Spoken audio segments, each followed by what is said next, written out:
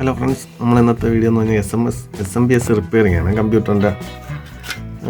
ഇതിൽ നമുക്ക് ഇത് റെഫറൻസ് വോൾട്ടേജ് ആയ 5 വോൾട്ടേജ്, അതായത് ബ്ലൂ വയറിൽ വന്ന 5 VDC അത് മിസ്സിങ് ആയിരുന്നു.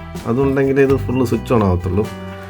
അപ്പോൾ ഞാൻ കുറേ രാവിലെ തൊട്ട് ഫുള്ള് അവിടെ പണിത് ഞാൻ നിങ്ങളെ പോലെ എന്ത് ചെയ്തു, യൂട്യൂബിൽ കയറി തപ്പിയെടുത്ത്. അപ്പോൾ അതിലൊരു നൈസൊരു തട്ടിക്കൂട്ട് പരിപാടിയാണ്, ഒരു എളുപ്പവഴി അവർ കാണിച്ച്.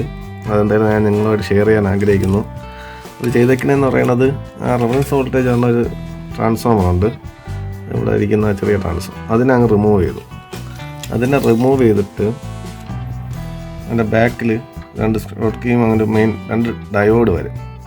അവിടേക്ക് ഒരു 5 വോൾട്ട് സപ്ലൈ ബൈപ്പാസ് ചെയ്ത് കൊടുക്കുകയാണ് ചെയ്തത്. ഞാൻ നോക്കി ഇവിടെ പഴയൊരു ചാർജർ ഉണ്ടായിരുന്നു, ആ ചാർജറിൻ്റെ ബോർഡ് എടുത്തു.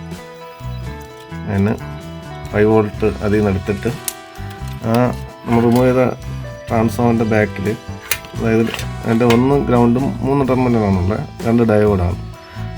ഡയോഡിൻ്റെ ഔട്ട് നമ്മൾ ഷോർട്ട് ചെയ്ത് അവിടെ പ്ലസും കൊടുത്ത് അവിടെ പിടിച്ച് ഗ്രൗണ്ടും കൊടുത്തപ്പോഴത്തേക്ക് സംഭവം റെഡിയായിട്ടുണ്ട്. എനിക്ക് തോന്നുന്നു ഇത് കൂടെ എളുപ്പമായിരിക്കും. ഐഡിയ എല്ലാം റിപ്പയർ ചെയ്യുന്നവർക്ക് ഈസി ആയിട്ട് റിപ്പയർ ചെയ്യാൻ പറ്റുന്നതായിരിക്കും.